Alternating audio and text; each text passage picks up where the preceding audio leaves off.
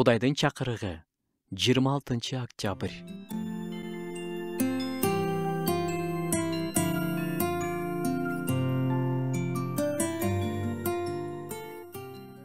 Кудай теңириң берип жаткан жерде өмүрүң узун болсун десең, ата энеңди сыйла.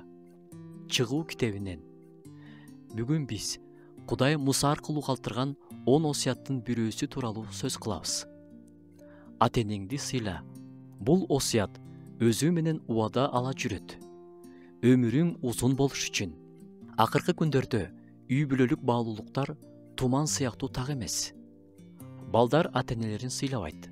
Ата энелер балдарына оозун ачып талап койгондон коркот. А сыйлоо деген эмне?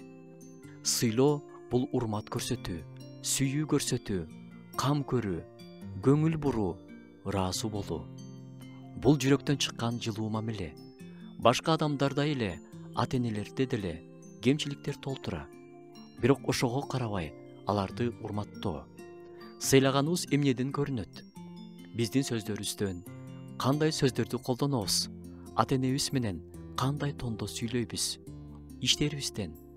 Биз аларга жардам берип жатабызбы? Алар үчүн сыйынып жатканыбыздан, аларды кечиргенге даяр болгонубуздан. Үй бүлөнү Кудай курган. Ушул ата эненин баласы болуубуз керек экенин Кудай бизден сурабай эле өзү чечкен.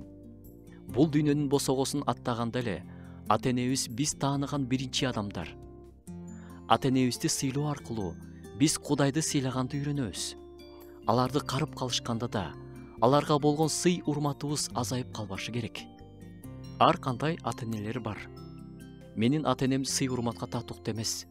Мени карашкан жок. Мени көчө тарбиялады. Ачка калган күндөрүм болду. Алар ичип эле жүрүшөт деши мүмкүн кимдир бирөө. Ооба, мындай учурларда оңой эмес. Бирок Теңир аларды кечирүүгө чакырат. Сыйлоо бул алардын кылган мактоо эмес. Аларды эч нерсеге карабай сүйүү, кечирүү, өч албоо, унутпай байланышта болуу. Эгерде ата энеңиздин көзү тирүү болсо, телефон аркылуу же барып сыйлаганыңызды көрсөтүп койсоңуз болот. Жердеги атасын сыйлаганды үйрөнгөн адам асмандагы атасын да сыйлаганды билет.